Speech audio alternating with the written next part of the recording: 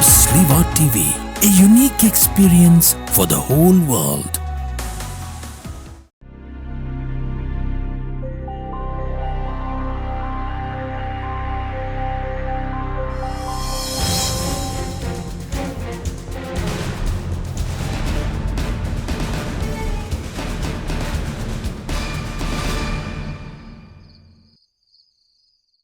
ഈശോ മിശിഹായ്ക്ക് സ്തുതിയായിരിക്കട്ടെ.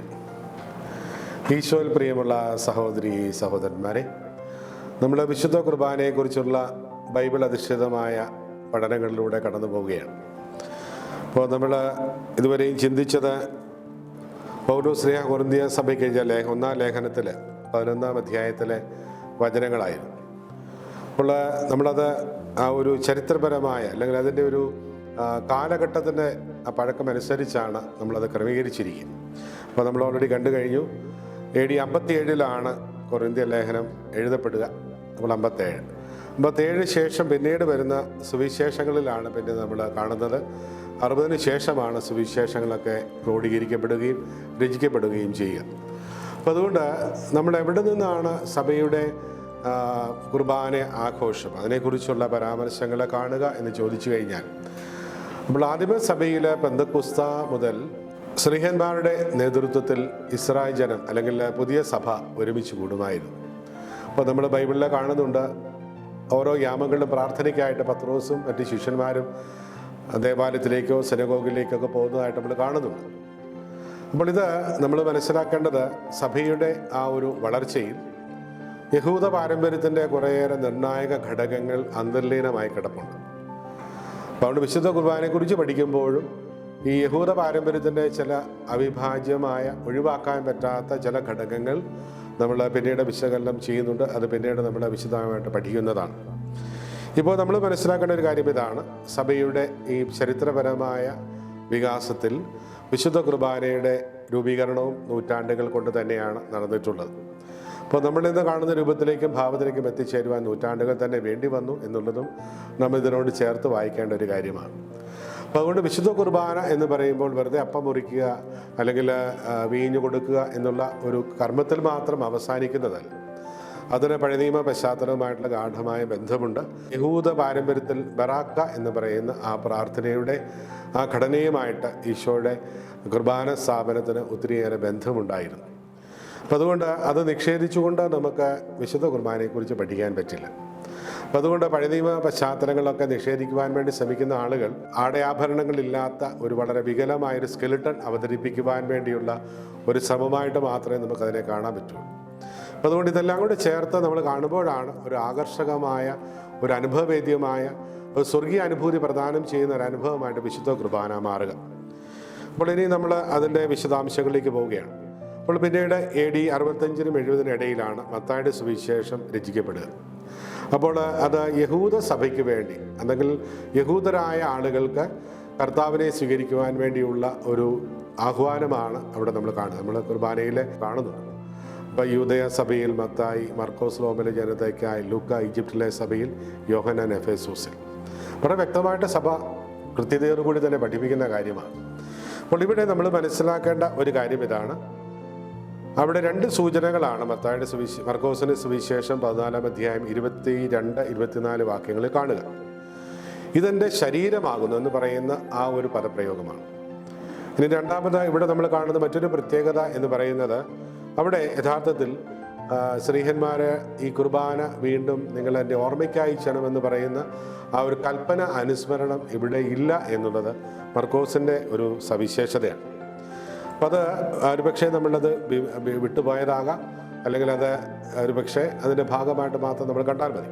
അപ്പോൾ ഇവിടെ നമ്മൾ കാണുന്ന ഒരു കാര്യം ഇതാണ്, ദിസ് ഈസ് മൈ ബോഡി, ഇതെൻ്റെ ശരീരമാകും. അപ്പോൾ ബൈബിളിൽ നമ്മൾ ഈ ഫ്ലഷ് എന്ന് ഉപയോഗിക്കുന്ന വാക്ക് സാർക്സ് എന്ന് പറയുന്ന ഒരു ഗ്രീക്ക് വാക്കാണ്. അപ്പോൾ അത് ഫ്ലഷിനെ ഉപയോഗിക്കുന്ന പദമാണ്. അപ്പോൾ അത് യോഹന്നാൻ സുവിശേഷത്തിലേക്ക് വരുമ്പോഴും നമുക്കത് കാണുവാൻ പറ്റും. യോഹന്നാൻ സുവിശേഷം 6-ാം അധ്യായം. അപ്പോൾ അത് വിശുദ്ധ കുർബാനയെക്കുറിച്ച് മാത്രമുള്ളൊരു പ്രബോധനമാണ്. വിശുദ്ധ കുർബാന എന്താണ്? അപ്പോൾ അങ്ങനെ പഠിക്കുമ്പോൾ നമ്മൾ ബൈബിളിൽ പലപ്പോഴും തർജ്ജമകളെ ആസ്പദമാക്കിയാണ് നമ്മളൊക്കെ ബൈബിൾ വായിക്കുകയും മനസ്സിലാക്കുകയും ചെയ്യുക. അപ്പോൾ തർജ്ജമകൾക്ക് അതിൻ്റേതായ പരിമിതികളുണ്ട് എന്നുള്ള സത്യം അംഗീകരിച്ചുകൊണ്ട് വേണം നമ്മൾ എപ്പോഴും ബൈബിളിൻ്റെ പഠനത്തെ മനസ്സിലാക്കുക. അപ്പോൾ പഴയ നിയമത്തിൽ നമുക്കൊക്കെ ലഭ്യമായ മലയാളം തർജ്ജമകൾ പോലെ ഒത്തിരി പരിമിതികളുണ്ട്. കാരണം ഓരോ ഭാഷയ്ക്കും എല്ലാ കാര്യങ്ങളും ഉൾക്കൊള്ളാനും മാത്രമുള്ള പദവ്യുൽപ്പത്തി അതിനില്ല. അപ്പോൾ എന്ന് പറയുന്നൊരു പ്രശ്നം കുറച്ചെങ്കിലും നമ്മുടെ സഭയെ ബാധിക്കുന്നുണ്ട് എന്നുള്ള സത്യം നമ്മൾ അംഗീകരിക്കണം. അതുകൊണ്ട് അതിൻ്റെ അന്തർധാരകൾ, അതിൻ്റെ പിന്നിലുള്ള ഗാഠമായ ചിന്തകളും ധ്യാനവും ഒരുപക്ഷെ നഷ്ടപ്പെടുവാൻ ചില തർജ്ജമകൾ കാരണമാകാം. അപ്പോൾ നമ്മളിപ്പോൾ തർജ്ജമകളുടെ പരിമിതിയല്ല കാണാൻ ആഗ്രഹിക്കുന്നത്. ഇവിടെ നമ്മൾ ചിന്തിക്കുന്നത് ഈ വാക്കുകളുടെ ഉപയോഗമാണ്, സാർക്സ്. അപ്പോൾ ഇതെൻ്റെ ശരീരമാണ്. അപ്പോൾ ഇത് കർത്താവ് കൃത്യമായിട്ട് പഠിപ്പിച്ചതാണ്. അപ്പോൾ ഇതെൻ്റെ എൻ്റെ ഓർമ്മയ്ക്കാണ് നിങ്ങൾ വാങ്ങി ഭക്ഷിക്കുന്ന വെറുമൊരു അത്താഴ വിരുന്നല്ല ഇത്. അപ്പോൾ അതിനെക്കുറിച്ചൊക്കെ നമ്മുടെ ഒത്തിരി ധാരണകൾ, തെറ്റിദ്ധാരണകൾ നമ്മുടെ സമൂഹത്തിൽ പടർന്ന് പന്തലിക്കുന്നുണ്ട്. പ്രത്യേകിച്ചും ഈ പ്രൊട്ടസ്റ്റന്റ് തിയോളജിയുടെ സ്വാധീന ഫലമായിട്ട് നമ്മുടെ സഭയ്ക്കുള്ളിൽ പോലും അങ്ങനെയുള്ള ശക്തമായ സ്വാധീനത്തിന് വശംവദരായ ദൈവശാസ്ത്ര വിശാരദന്മാരെ നമുക്ക് കാണുവാൻ പറ്റും. അപ്പോൾ അങ്ങനെയുള്ള ആളുകളുടെ ഈ പറഞ്ഞ ഭാഗികമായ പ്രബോധനങ്ങൾ കൂടുതൽ അപകടത്തിലേക്ക് നയിക്കുന്നുണ്ട്. സിറോ മലബാർ സഭയുടെ ലിറ്റർജിക്കൽ ക്രൈസിസിൽ പോലും വേരോടിയിട്ടുണ്ട് എന്നുള്ളത് നമുക്ക് കാണാൻ പറ്റുന്ന ഒരു കാര്യമാണ്. അതുകൊണ്ടാണ് ഞാൻ ഈ ഒരു കാര്യം എടുത്ത് പറയുക. അപ്പോൾ ഇതിൻ്റെ ശരീരമാണ്. അപ്പോൾ കർത്താവ് അന്ത്യത്താഴ നടത്തിയപ്പോൾ അവിടെ ആഹാരം കഴിച്ചു, അല്ലെങ്കിൽ ഈശോ കാസയെടുത്തു അവർക്ക് കൊടുക്കുന്നു, അപ്പോൾ അത് കുടിക്കുന്നു. അപ്പോൾ അതുകൊണ്ട് വെറുമൊരു അപ്പം ഭക്ഷിക്കുന്നു അല്ലെങ്കിൽ പാനം ചെയ്യുന്നു, അതിൽ ഒതുങ്ങുന്നതല്ല വിശുദ്ധ കുർബാന. അതിനപ്പുറത്തേക്ക് ഒത്തിരി നീളുന്നതാണ് എന്നുള്ളതാണ് നമ്മൾ മനസ്സിലാക്കേണ്ട ഒരു കാര്യം. അപ്പോൾ മർക്കോസിൻ്റെ സുവിശേഷത്തിൽ നമ്മൾ ഈ കണ്ട ഒരു സൂചന, ഇതെൻ്റെ ശരീരമാണ് എന്നുള്ള ആ ഒരു സൂചന വളരെ പ്രധാനപ്പെട്ട, നമ്മുടെ മനസ്സിൽ നമ്മൾ താലോലിക്കേണ്ട വളരെ പ്രധാനപ്പെട്ട ഒരു ചിന്തയാണ്. അപ്പോൾ വിശുദ്ധ കുർബാനയെക്കുറിച്ച് നമ്മൾ പഠിക്കുമ്പോൾ ഈ ഒരു സത്യം നമ്മൾ മറന്നു പോകരുത്. അപ്പോൾ നമ്മൾ കഴിക്കുന്നത് വെറുമൊരു ഗോതമ്പപ്പമല്ല. അപ്പോൾ നമ്മൾ കുടിക്കുന്നത് വെറുമൊരു വീഞ്ഞിൻ്റെ അല്ലെങ്കിൽ മുന്തിരിയിൽ നിന്നെടുത്ത ഒരു മുന്തിരി ചാറല്ല നമ്മൾ കുടിക്കുന്നത്. അപ്പോൾ അത് കർത്താവിൻ്റെ ശരീരവും കർത്താവിൻ്റെ തിരുരക്തവുമാണ്. അപ്പോൾ ഞാൻ ഒരിക്കൽ നമ്മുടെ ഒരു സഭയിൽ അറിയപ്പെടുന്ന ഒരു ധ്യാനഗുരുവിനോട് ഒരിക്കൽ ചോദിച്ചു, നിങ്ങൾ അച്ഛനെ ഫ്ലൈറ്റിൽ വെച്ച് വൈൻ ഓഫർ ചെയ്തു. ഉടനെ അദ്ദേഹം പറഞ്ഞു, അവർ ഓഫർ ചെയ്തപ്പോൾ അദ്ദേഹം പറഞ്ഞു വേണ്ട എന്ന് പറഞ്ഞപ്പോൾ ഹോസ്റ്റസ് ചോദിച്ചു, നിങ്ങൾ കുർബാനയിൽ ഈ വീഞ്ഞ് കുടിക്കുന്നുണ്ടല്ലോ എന്ന് ചോദിച്ചു. അപ്പോൾ അച്ഛൻ പറഞ്ഞ മറുപടി ഇതായിരുന്നു, ഞങ്ങൾ കുർബാനയെ കുടിക്കുന്നത് വീഞ്ഞല്ല, കർത്താവിൻ്റെ തിരുരക്തമാണ്. ഹല്ലേലൂയ. പ്രിയമുള്ളവർ, ഇതൊരു പ്രധാനപ്പെട്ട ചിന്തയാണ്. അപ്പോൾ നമ്മൾ വെറുതെ വീഞ്ഞല്ല അവിടെ കുടിക്കുന്നത്, കർത്താവിന് തിരുരക്തമാണ്. അപ്പോൾ നമ്മുടെ സഭയിൽ തന്നെ ഉണ്ടായ ചില അത്ഭുതങ്ങൾ, വിശുദ്ധ കുർബാനയുമായിട്ട് ബന്ധപ്പെട്ട സഭ ഇപ്പോൾ അംഗീകരിക്കാൻ നിർബന്ധിതമായിക്കൊണ്ടിരിക്കുന്ന നമ്മുടെ സഭയിൽ പാലക്കാട് അടുത്ത കഞ്ചിക്കോട് റാണി മരിയ എന്നൊരു സഹോദരി വിശുദ്ധ കുർബാന സ്വീകരിക്കുമ്പോൾ അവിടെ നാവിൽ കർത്താവിൻ്റെ തിരുശരീരവും തിരുരക്തവും അല്ലെങ്കിൽ രക്തമായിട്ട് രൂപാന്തരപ്പെടുന്ന അവസ്ഥ, നാവിൽ രക്തം ഊറുന്നു. അതുപോലെ തന്നെ മാംസകഷ്ണമായിട്ട് അവിടെ നാവിൽ വിശുദ്ധ കുർബാന മാറുകയാണ്. അപ്പോൾ ഈ അത്ഭുതങ്ങൾ നമ്മൾ തിരസ്കരിക്കരുത് എന്നുകൂടെ ഇതിനോട് ചേർത്ത് പറയാൻ ഞാൻ ആഗ്രഹിക്കുകയാണ്. ഒരുപക്ഷെ നമ്മൾ ചില ദൈവശാസ്ത്ര ചിന്തകർ എന്ന പേരിൽ നമ്മളിങ്ങനെയുള്ള കാര്യങ്ങളെയൊക്കെ അടച്ച് നിഷേധിക്കുവാൻ വേണ്ടിയുള്ള ഒരു പ്രവണത നമ്മുടെ ബൗദ്ധികമായ ബുദ്ധി കൊണ്ട് മാത്രം ചിന്തിക്കുന്ന ആളുകളുടെ ഉണ്ടാകാൻ സാധ്യതയുണ്ട്. അപ്പോൾ ദൈവം എപ്പോഴും മനുഷ്യൻ്റെ ഹൃദയത്തോട് ചേർന്ന് പോകുന്നൊരു വ്യക്തിയാണ്. അപ്പോൾ മനുഷ്യൻ്റെ സങ്കോചങ്ങളും അവൻ്റെ സംശയങ്ങളും ദൂരീകരിക്കാൻ കർത്താവ് തീർച്ചയായും ഇടപെടുമെന്നുള്ളതിന് യാതൊരു സംശയവും വേണ്ട. അപ്പോൾ ഇങ്ങനെയുള്ള അത്ഭുതങ്ങളെ നമ്മൾ അതിനോട് ചേർത്ത് വേണം കാണാൻ. മോനസ്വാരയിലെ അത്ഭുതം, ലാൻസിയാനയിലെ അത്ഭുതം. ഇപ്പോൾ കുർബാനയെക്കുറിച്ച് തന്നെ എത്രയോ അത്ഭുതങ്ങളാണ് കത്തോലിക്ക സഭയുടെ പാരമ്പര്യത്തിൽ തന്നെ ഉള്ളത്. അപ്പോൾ ഇവയൊക്കെ നിഷേധിക്കുവാൻ വേണ്ടിയുള്ള പ്രവണത തീർച്ചയായിട്ടും ഇത് സാത്താൻ്റെ ഒരു കെണിയായിട്ട് മാത്രമേ കാണാൻ പറ്റുകയുള്ളൂ.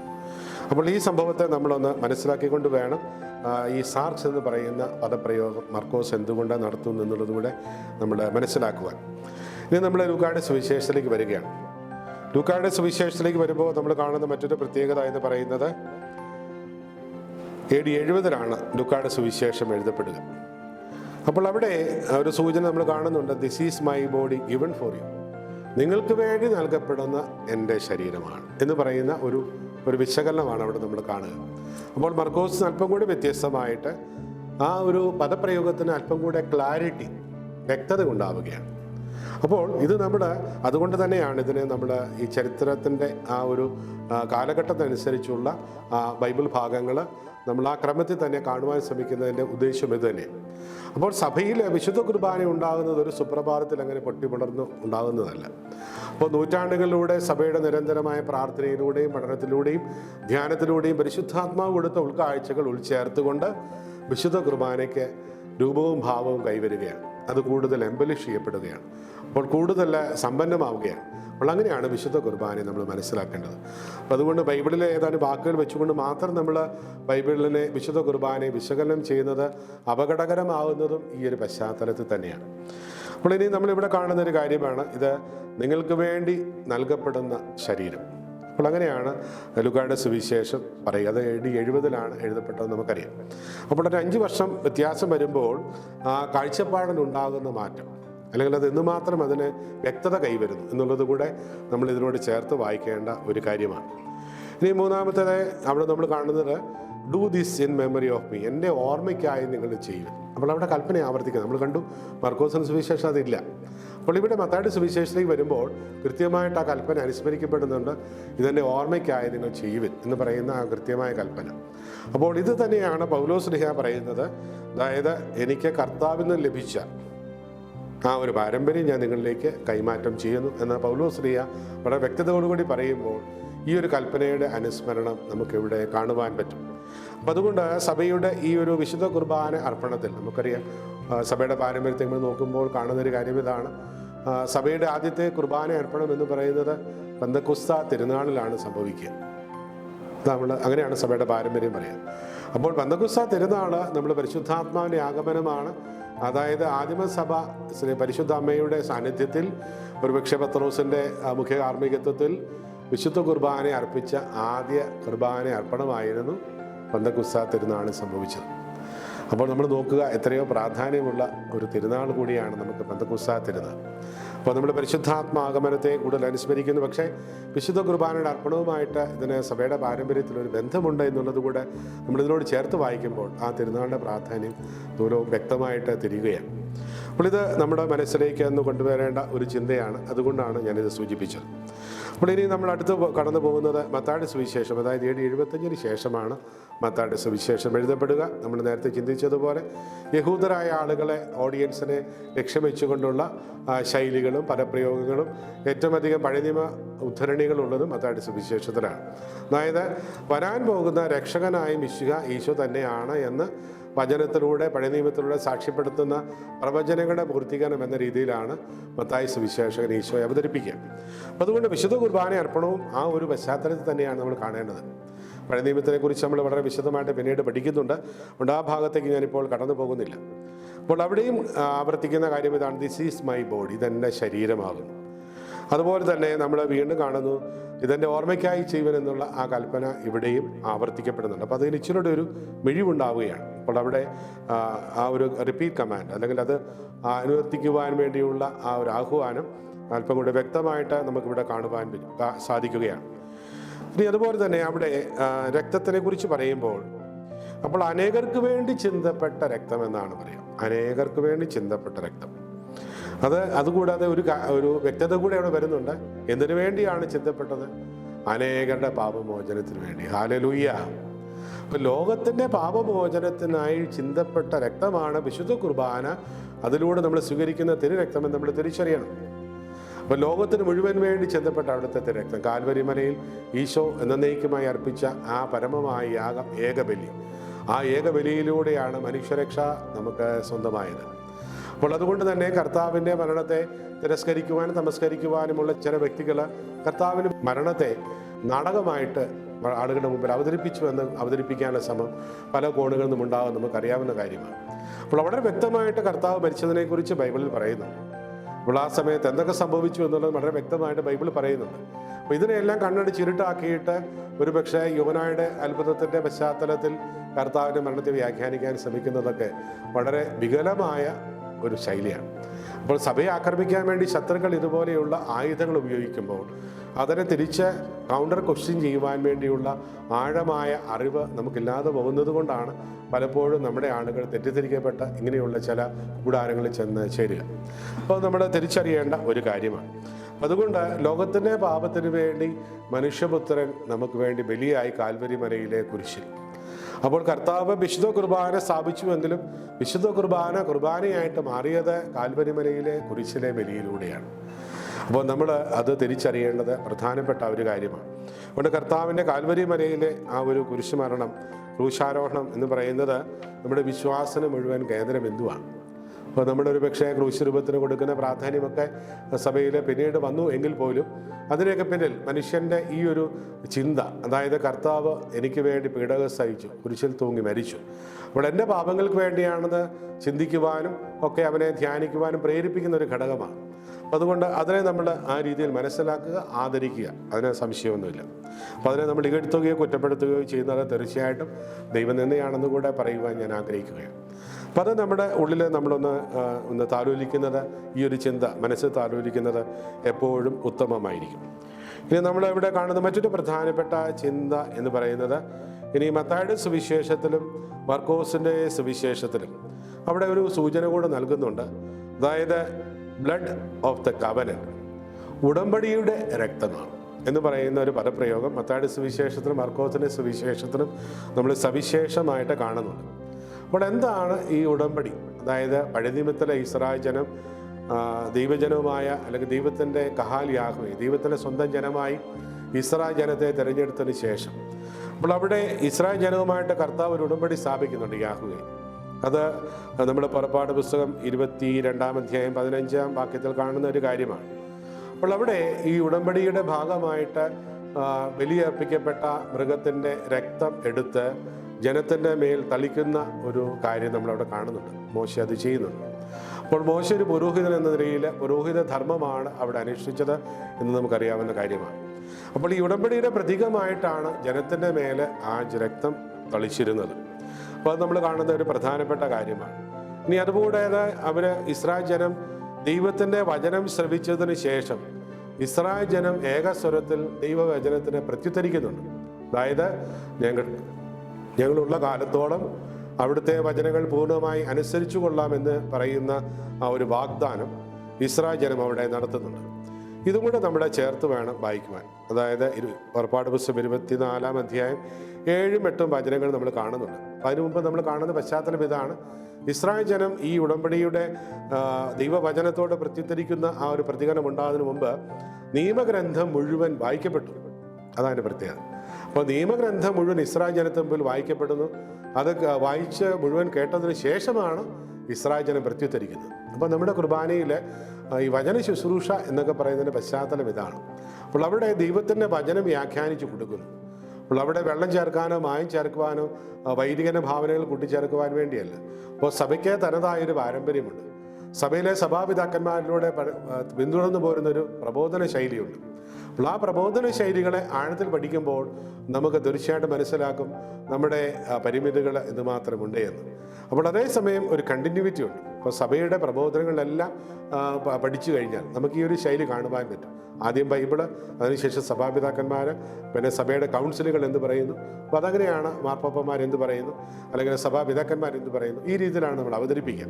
അപ്പോൾ ആ ഒരു പ്രബോധന ശൈലി നമുക്ക് നഷ്ടപ്പെടുന്നുണ്ടെങ്കിൽ അത് ഒരു അപകടകരമായ ഒരു പോക്കാണ് എന്നുകൂടെ പറയാതെ നിർവാഹമില്ല. അപ്പോൾ ഇവിടെ നമ്മൾ മനസ്സിലാക്കേണ്ട ഒരു കാര്യം ഇതാണ്. ഇസ്രായേൽ ജനം ദൈവവചനത്തോട് കൊടുക്കുന്ന ഒരു ക്വിക്ക് റെസ്പോൺസ്, ഒരു വളരെ കൃത്യമായ ഒരു ഉത്തരമാണ്. വളരെ ശക്തമായിട്ട് തന്നെ കൊടുക്കുകയാണ്.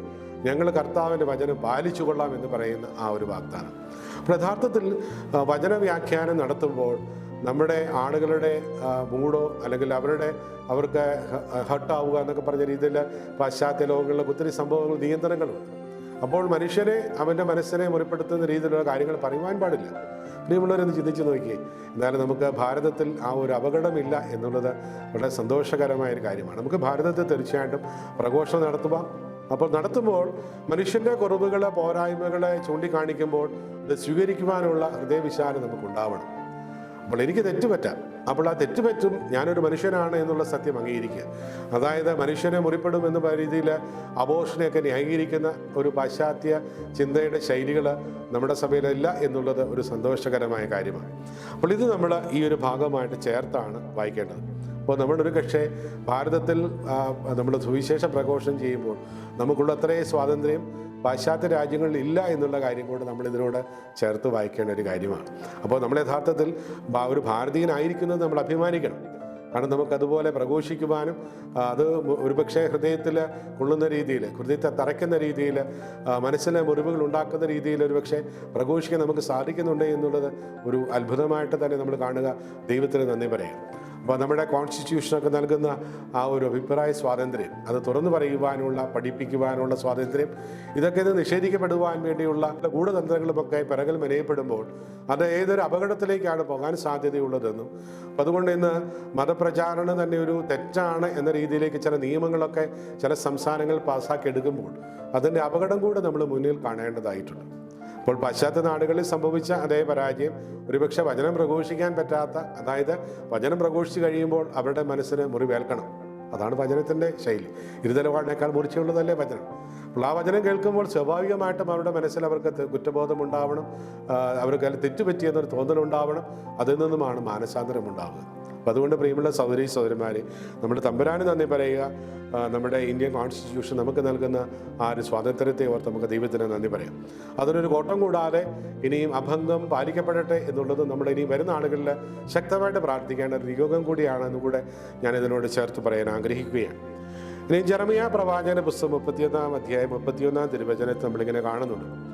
ഇസ്രായേൽ യൂദാ ഗോത്രങ്ങളോട് പുതിയ ഉടമ്പടിയുടെ ദിവസം ഇതാ വരുന്നു, സമാഗതമാകുന്നു എന്ന് പറയുന്ന ഒരു ആശ്വാസ വചനമാണ്. നമുക്കറിയാം ജെറമിയ പ്രവാചകനാണ് പറയാം, ഒത്തിരി പഴയതാണ്. അപ്പോൾ നൂറ്റാണ്ടുകൾ പുറകിലേക്ക് പോയി ആ ഇസ്രായേൽ ജനത്തിന് കൊടുക്കുന്ന ദൈവത്തിൻ്റെ വാഗ്ദാനമാണ്. അപ്പോൾ ഈ വാഗ്ദാനമൊക്കെ അന്വർത്ഥമാകുന്നതാണ് വിശുദ്ധ കുർബാന നമ്മൾ തിരിച്ചറിയും. അതുകൊണ്ട് പ്രിയമുള്ള സഹോദരീ സഹോദരന്മാരെ, നമ്മൾ ഓരോ ഞായറാഴ്ചയും ദിവസങ്ങളൊക്കെ അർപ്പിക്കുന്ന ആ വിശുദ്ധ കുർബാന എത്രയോ ശ്രേഷ്ഠമാണ് നമ്മൾ തിരിച്ചറിയും. അതുകൊണ്ട് തന്നെയാണ് നമ്മുടെ സഭയിലും ഇന്നും ആ ശക്തമായിട്ടുള്ള ആ ഒരു പാരമ്പര്യം, അനുദിനം ബലിയർപ്പിക്കുവാനുള്ള ആളുകളുടെ ശുഷ്കാന്തി, അത് തീർച്ചയായിട്ടും ഒരു അത്ഭുതകരമായൊരു കാര്യമാണ്. അത് പ്രോത്സാഹിപ്പിക്കപ്പെടണം. അതിനുവേണ്ടി ആളുകൾ എടുക്കുന്ന ആ ഒരു പ്രത്യേക കഷ്ടപ്പാടിനെ നമ്മൾ ശ്ലാഘിക്കണമെന്ന് തന്നെ ഞാൻ ഈ അവസരത്തിൽ ഓർമ്മിപ്പിക്കുകയാണ്. ഇനി നമ്മൾ അടുത്തതായിട്ട് കാണുന്നത് യെശയ്യാ പ്രവാചകന്റെ പുസ്തകം 53-ാം അധ്യായം 12-ാം തിരുവചനമാണ്. അപ്പോൾ അവിടെ ഈ വചനത്തിൽ അല്പം കൂടെ വ്യക്തത വരികയാണ്. കാര്യം ശരിയാണ്, യെശയ്യാ പ്രവാചകന്റെ പുസ്തകം അല്പം കൂടെ പുരാതനമാണ് എങ്കിൽ പോലും അതിലല്പം കൂടെ ക്ലാരിറ്റിയുണ്ട്, വ്യക്തതയുണ്ട്. അപ്പോൾ അവിടെ 3-4 കാര്യങ്ങളാണ് പറയുന്നത്. എന്തെന്നാൽ അവൻ തൻ്റെ ജീവനെ മരണത്തിന് ഏൽപ്പിച്ചു കൊടുത്തു. എന്ന് ചിന്തിച്ചു നോക്കി, എത്ര അത്ഭുതമാണ്. അപ്പോൾ നൂറ്റാണ്ടുകൾക്ക് മുമ്പ്, ഈശോ മരിക്കുന്നതിന് നൂറ്റാണ്ടുകൾക്ക് മുമ്പ് കൃത്യമായ പ്രവചനമാണ്. അവൻ തൻ്റെ ജീവനെ മരണത്തിന് ഏൽപ്പിച്ചു കൊടുത്തു. കാരണം ദൈവത്തിൻ്റെ ജീവന് മേൽ മരണത്തിന് അവകാശമില്ല. അപ്പോൾ മരണം മനുഷ്യന് മാത്രമുള്ളതാണ്, ദൈവത്തിന് മരണമില്ല.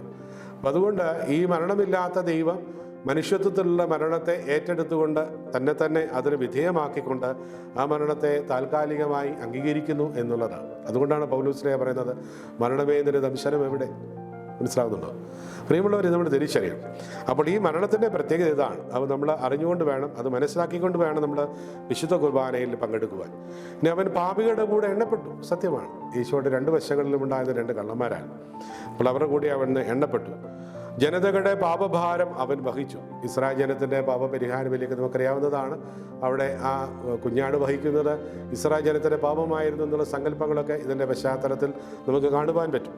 അവയൊക്കെ അവഗണിച്ചുകൊണ്ട് നമ്മൾ പുതിയ നിയമത്തിലെ പ്രത്യേകമായൊരു ബലി എന്ന് പറയുന്നത് അത് തന്നെ അടിസ്ഥാനരഹിതമാണ്, അത് ശൂന്യമാണ്, കണ്ടന്റ് ഇല്ലാത്ത, കഴമ്പില്ലാത്ത, കാമ്പില്ലാത്ത ഒരു വസ്തുവായിട്ട് മാറുകയാണ്. അതിക്രമങ്ങൾക്ക് വേണ്ടി അവിടുന്ന് മാധ്യസ്ഥം വഹിച്ചു. പിതാവേ, ഇവർ ചെയ്യുന്നത് എന്തെന്ന് ഇവരറിയുന്നില്ല, ഇവരോട് ക്ഷമിക്കണമേ എന്ന് കർത്താവ് പ്രാർത്ഥിച്ചത് വെറുതെയല്ല. നമ്മുടെയൊക്കെ പാപങ്ങൾക്ക് വേണ്ടി അവിടുന്ന് പരിഹാരം ചെയ്തു കഴിഞ്ഞു. അപ്പോൾ ഞാൻ എത്രമാത്രം നീചനോ നികൃഷ്ടനോ ആയിക്കൊള്ളട്ടെ, പക്ഷെ എൻ്റെ പാപങ്ങൾക്ക് വേണ്ടി കർത്താവ് കാൽവരി മലയിൽ 2000 വർഷം മുമ്പ് പരിഹാരം ചെയ്തു എന്നുള്ളതാണ് പ്രിയമുള്ളവരെ ഒരു ക്രിസ്ത്യാനി എന്ന നിലയിൽ എന്നെ അഭിമാനപുളകിതനാക്കുന്നത്. അപ്പോൾ ഈ ഒരു അഭിമാന ബോധം നമ്മുടെ വിശ്വാസികളുടെ ഇടയിൽ ഉണ്ടാവണം. അപ്പോൾ നമ്മുടെ എല്ലാവരുടെയും പാപങ്ങൾക്ക് പരിഹാരമായി ഈശോ ബലി അർപ്പിച്ചു കഴിഞ്ഞു, എന്നേക്കുമായുള്ള ബലി ഒരിക്കൽ അർപ്പിച്ചു കഴിഞ്ഞു. അപ്പോൾ ഈ ബലിയിലൂടെ നമുക്ക് രക്ഷ കരഗതമായി നമ്മുടെ പാപങ്ങൾക്ക് വേണ്ടി, നമ്മുടെ അതിക്രമങ്ങൾക്ക് വേണ്ടി അവിടുന്ന് പരിഹാരം ചെയ്യും. അതുകൊണ്ട് ഈ കർത്താവിൻ്റെ അടുത്തേക്ക്, ഈ വിശുദ്ധ കുർബാനയിലേക്ക് കടന്നു വന്നുകൊണ്ട് ഈ പാപങ്ങൾക്ക് മുഴുവൻ മോചനം പ്രാപിച്ച് കർത്താവിൻ്റെ തിരുശരീരവും തിരുരക്തവും ഉൾക്കൊണ്ടുകൊണ്ട് നമ്മൾ ഈ സ്വന്തമാക്കേണ്ടതാണ് ഈ രക്ഷ എന്നുള്ള ആ ഒരു ചിന്ത കൂടെ ഇതിനോട് ചേർത്ത് നമ്മൾ കാണുകയാണ്. അപ്പോൾ പുതിയ ഉടമ്പടി, ന്യൂ കവനന്റ്, അനേകർക്ക് വേണ്ടി നമ്മളിപ്പോൾ ഓൾറെഡി ചിന്തിച്ചതാണ്. ബെനഡിക്റ്റ് 16-ാം പാപ്പ അദ്ദേഹം തൻ്റെ ജീസസ് നാസറത്ത് എന്ന ഗ്രന്ഥത്തിൽ പറയുന്ന നല്ലൊരു സൂചനയാണ്. What exactly did the Lord instruct them to repeat? Certainly not the Passover meal, if at all that is what Jesus' Last Supper was. അപ്പോൾ അതൊരു നല്ലൊരു സൂചനയായിട്ട് എനിക്ക് തോന്നുകയാണ്. അപ്പോൾ നമ്മൾ പലപ്പോഴും ഈശോയുടെ അന്ത്യത്താഴം എന്ന് പറയുന്നത് ഈ യഹൂദരുടെ പെസഹയുടെ അനുസ്മരണം ആചരണം എന്ന രീതിയിൽ മാത്രം കാണുന്നത് ഒരു വികലമായ ഒരു ധാരണയാണ്. അപ്പോൾ അതുകൊണ്ട് തന്നെയാണ് മുൻ പാപ്പ അവിടെ അങ്ങനെ എഴുതി വയ്ക്കുക. What exactly did the Lord instruct them to repeat? അതായത് ആവർത്തിച്ച് അനുഷ്ഠിക്കുവാൻ വേണ്ടി അവിടെ നിന്ന് ആവശ്യപ്പെട്ടത് ഈ പഴയ നിയമത്തിലെ ആ പാസ്ഓവർ മീൽ ആവർത്തിക്കുവാൻ വേണ്ടി മാത്രമല്ല, ഇപ്പോൾ ഒരു ചടങ്ങായിട്ട്. അപ്പോൾ അത് പുതിയ നിയമത്തിൻ്റെ ഒരു ഉടമ്പടിയാണ്. പുതിയൊരു ഉടമ്പടിയുടെ ഭാഗമായിട്ടാണ് അത് സഭയ്ക്ക് കർത്താവ് നൽകിയത്. അതുകൊണ്ട് നമ്മളിങ്ങനെ ഒത്തിരി ഉടമ്പടികളൊക്കെ പുറകെ പോകുന്ന ഒരു ആത്മീയത ഇന്ന് നമ്മുടെ കാലഘട്ടത്തിൻ്റെ സവിശേഷതയായിട്ട് മാറിയിട്ടുണ്ട്. അതും ഒരു അപകടകരമായ സൂചനയാണ് എന്നുകൂടെ സൂചിപ്പിക്കുകയാണ് ഈ തരുണത്തിൽ. അപ്പോൾ അതുകൊണ്ട് നമ്മൾ അതിനുവേണ്ടി പുതിയ തിയോളജി ഒന്നും ഉണ്ടാക്കേണ്ട ആവശ്യമില്ല. അപ്പോൾ ഈ ഉടമ്പടി എന്നേക്കുമായിട്ടുള്ള ശാശ്വതമായ ഉടമ്പടി കർത്താവ് സ്ഥാപിച്ചു കഴിയും. അപ്പോൾ അതുകൊണ്ട് ആ വാക്ക് ഉപയോഗിച്ചുകൊണ്ട് നമ്മൾ എന്തെല്ലാം കൃത്രിമത്വം കാണിക്കുന്നു അത് തെറ്റാണ് എന്ന് പറയുവാൻ ഞാൻ ഈ അവസരത്തിൽ ആഗ്രഹിക്കുകയാണ്. അതുകൊണ്ട് സഭയുടെ ആ ദൈവശാസ്ത്ര ചിന്തകളുടെ പശ്ചാത്തലത്തിൽ നമ്മളിവയെ ഉൾക്കൊണ്ടുകൊണ്ട് പോകുന്നത് എപ്പോഴും നമുക്ക് നന്നായിരിക്കും. അതുകൊണ്ട് പ്രിയമുള്ള സഹോദരീ സഹോദരന്മാരെ, അപ്പോൾ ഇന്ന് നമ്മുടെ ബൈബിൾ ഭാഗങ്ങളിലൂടെ ഉപയോഗിക്കുന്ന വാക്കുകൾ, ആ വാക്കുകളുടെ അർത്ഥങ്ങൾ, അപ്പോൾ അതെങ്ങനെ സുവിശേഷങ്ങൾ തമ്മിൽ വ്യത്യാസമുണ്ടാകുന്നു, കാലക്രമത്തിൽ അതിനൊന്ന് ഉണ്ടാകുന്ന വ്യക്തതയുടെ സൂചനകൾ, ഇതെല്ലാം നമ്മൾ ഇതിനോട് ചേർത്ത് വായിക്കേണ്ടതാണ്. അപ്പോൾ അതുകൊണ്ട് വിശുദ്ധ കുർബാന അർപ്പണം നമുക്ക് സഭ ഉണ്ടാക്കിയതല്ല, സഭയ്ക്ക് കർത്താവ് കൊടുത്തതാണ്. അപ്പോൾ സഭയിലൂടെ അത് ഇന്നും കൈമാറ്റം ചെയ്യപ്പെടുന്നു. അഭംഗം അത് കാത്തു സൂക്ഷിക്കുക, അത് പരിപാവനമായി കാത്തു സൂക്ഷിക്കുക. സഭയുടെ പാരമ്പര്യങ്ങളും അതിന് നൂറ്റാണ്ടുകളിലൂടെ വന്ന പാരമ്പര്യങ്ങളും ഉൾച്ചേർന്നാണത് ഇത്ര മനോഹരമായ ഒരു അത്ഭുതകരമായ സ്വർഗം തന്നെ ഭൂമിയിലേക്ക് ഇറങ്ങി വരുന്ന ഒരു അത്ഭുത പ്രതിഭാസമാണ് വിശുദ്ധ കുർബാനയെ മാറ്റുന്നത്. അപ്പോൾ നമ്മുടെ ഓരോ കുർബാന അർപ്പണവും ഈ കുർബാന അർപ്പണത്തിൻ്റെ പൂർണ്ണതയിൽ കർത്താവ് ആഗ്രഹിച്ചതുപോലെ നമ്മുടെ പാപങ്ങൾക്ക് വേണ്ടി പരിഹാരം ചെയ്ത കർത്താവിൻ്റെ മുമ്പിൽ നമ്മുടെ മുട്ടുകൾ മടക്കാം. ലോകത്തുള്ള സകല മുട്ടുകളും മുഴങ്കാലുകളും അവൻ്റെ മുമ്പിൽ മടക്കപ്പെടും. അപ്പോൾ ആ ഒരു ദിവസത്തിന് വേണ്ടി നമുക്ക് പ്രാർത്ഥിക്കാം. എല്ലാവരും ഈശോയെ രക്ഷകനാഥനുമായി സ്വീകരിക്കുന്ന ആ സുന്ദരനായിട്ട് നമുക്ക് പ്രാർത്ഥിക്കാം. ദൈവം നമ്മെ എല്ലാവരെയും അനുഗ്രഹിക്കട്ടെ. Mars Riva TV, a unique experience